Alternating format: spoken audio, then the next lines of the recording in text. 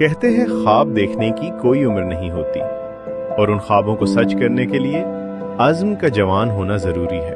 اسی عزم کی ایک مثال یہ 55 سالہ شہری ہیں جو میٹرک کے امتحان دے رہے ہیں۔ یہ ممکن ہوا وزیر اعلیٰ پنجاب مریم نواز شریف کے اس ویژن سے جس نے تعلیم کے دروازے ہر اس شہری کے لیے کھول دیے ہیں جو پڑھنا چاہتا ہے۔ آئیے یہ کہانی خود انہی کی زبانی سنتے ہیں۔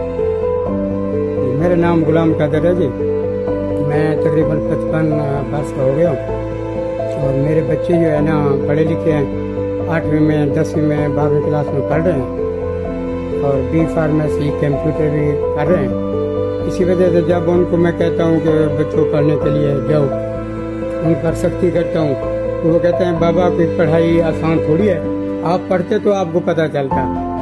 اس وجہ سے پھر انہوں نے کہا بابا آپ ہمارے ساتھ پڑھنا شروع کر دیں، آپ کو پتہ چل جائے گا۔ میں نے کہا چلو میں پڑھنا شروع کر دیتا ہوں تاکہ میری وجہ سے پڑھنے کی وجہ سے تو میرے بچوں کو شوق آ جائے، وہ پڑھنا شروع کر دیں۔ اسی طرح میرے پڑھنے سے پڑھائی کی وجہ سے حق ہمسائیں کو یا پیپر دینے آتا ہوں اسٹوڈنٹ باقی جو ہوتے ہیں پیپر دینے والے ان کو بھی سبق مل جائے کہ پڑھائی اچھی چیز ہے، علم تو ماں کی گود سے قبر تک حاصل کرنے چاہیے۔ اسی وجہ سے میں نے پڑھائی شروع کر دی۔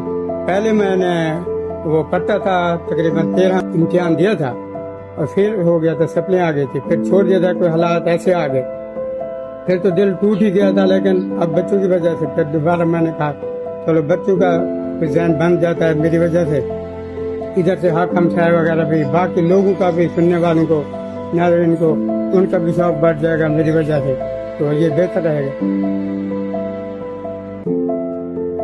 مشکلات کا سامنا تو کوئی نہیں ہے، ایسے پہلے جو تھا تو تھا، اب حکومت کی پالیسی ہے، وہ ان کی مہربانی ہے، بہت سہولت دیتی ہے ہمیں، ہمارے بچوں کو بھی اسی طرح کی سہولت مل رہی ہے۔